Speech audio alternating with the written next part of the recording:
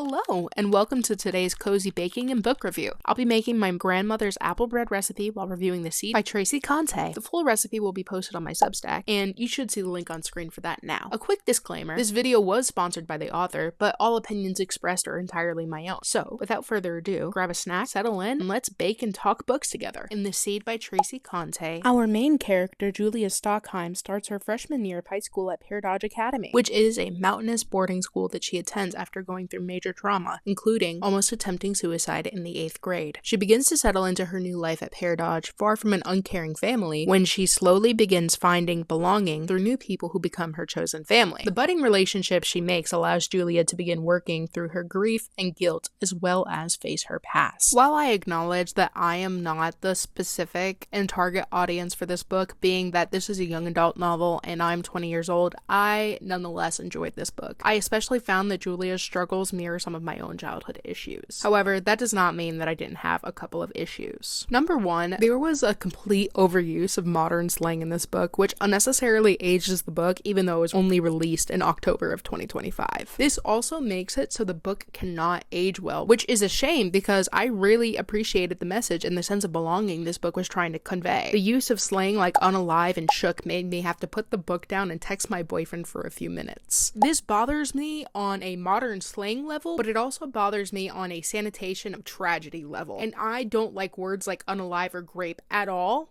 let alone in young adult books and books as a whole. Another minor issue I had was a character being set up as an antagonist and then we just never hear from her again. Why was she mean? What happened there? I feel like we didn't get a sense of closure from that character. Finally, there were two circumstances where there were grammatical mistakes, but because the book is independently published, I'm not going to give it as much flack as I would for a traditionally published book from Penguin. All in all, being that this book was independently published and that this is Miss Conte's first book, she did an amazing job. With more practice and effort, I truly think she could become an amazing author, and I can't wait to read the second book in this series upon publication. As I said earlier in this review, our main character, Julia, deals a lot with grief in this book. At the beginning of this video, I also mentioned that this was my grandmother's recipe. My grandmother passed away when I was 18 years old, and it changed my life. One thing that my grandmother was really known for was making this apple bread, and any time somebody came to see her, they always called her a day before and asked her to make this apple bread. And whenever I miss her really bad, I make this recipe. It would make me so happy if you guys also got to make and enjoy this recipe. With that being said, thank you so much for watching, and thank you so much to Tracy Conte for trusting me with your baby. That's all I got. Toodles!